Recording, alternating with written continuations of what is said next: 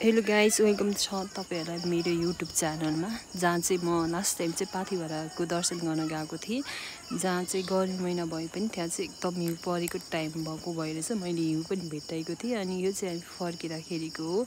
यो गाडी चाहिँ अब के भयो भन्दाखेरि अब बाटो नराम्रो भएर सबै फोहोर भएर दाइले चाहिँ सफा गरेर बस्नु भएको थियो।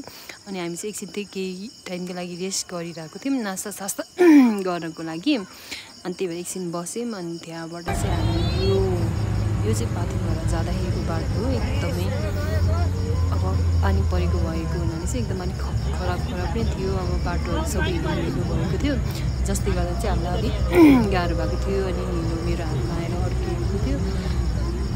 हेर्न सक्नुहुन्छ बाटो चाहिँ सबै उस भएको थियो कि पानी परेको भएर चाहिँ, त्यसले गर्दा चाहिँ बाटो अलिक खराब जस्तो देखिएको छ।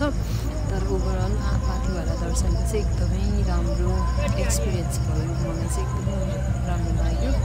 बाटो चाहिँ थोरै अफरोडहरू छ, जसले गर्दा चाहिँ अब बाइक र गाडी हिँड्न चाहिँ अलिक गाह्रो हुन्छ। त्यही भएर चाहिँ त्यहीँको लोकल जीपहरू नै जान्छ, जुन ताप्लेजुङको सदरमुकामदेखि चाहिँ। अनि हामी त्यही नै गएको थियौँ।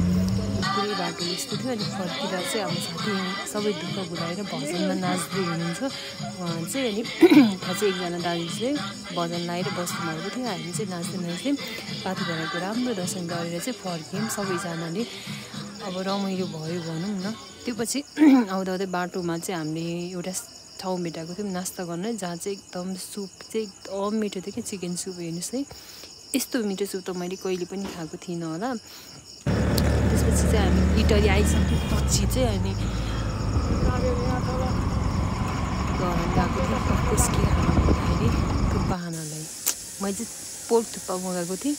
अनि मेरोसँग जानुभएको भाइले चाहिँ चिकन थुक्पा मगाउनु भएको थियो, किनभने उसले चिकन खाँदैन थियो, मैले चाहिँ पोर्क खाएको थिएँ। अनि यस्तो मिठो थियो नि यो साह्रै।